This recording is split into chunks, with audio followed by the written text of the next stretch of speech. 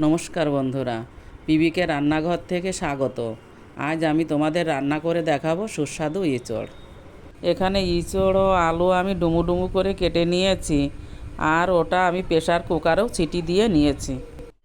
আদা, রসুন, টমেটো, গোটা জিরে, লঙ্কা পেস্ট করে নিয়েছি। কড়াইটা উনুনে বসিয়ে দিয়েছি, গরম হয়ে গেছে। এবার দিয়ে দেব ইঁচড় ও আলু ভাজি করার জন্য সাদা তেল। কড়াইয়ের তেল গরম হয়ে গেছে, এবার দিয়ে দেব ইঁচড় ও আলু ভাজি করার জন্য।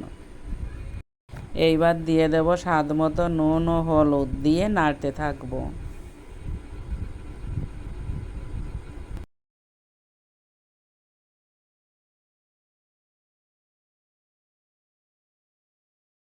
ইঁচড় ভাজা হয়ে গেছে, এবার আমি অন্য পাত্রে তুলে রাখবো। কড়াইটা ধুয়ে এনেছি, এবার দিয়ে দেব সাদা তেল ইঁচড়টা রান্না করার জন্য।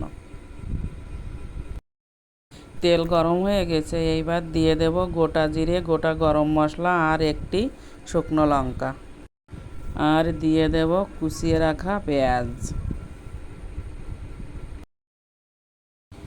পেঁয়াজ ব্রাউন কালার হয়ে গেছে।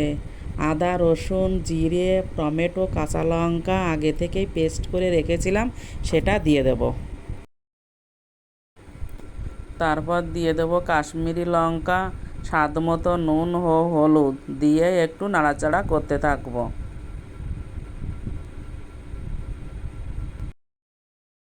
মশলাটা কষানোর জন্য দিয়ে দেব হালকা করে জল।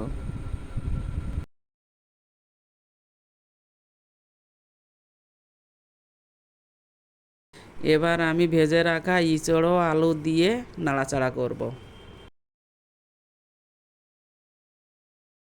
এইবার দিয়ে দেব উষ্ণ গরম জল। এখানে জল আছে 3 গ্লাসের মতো।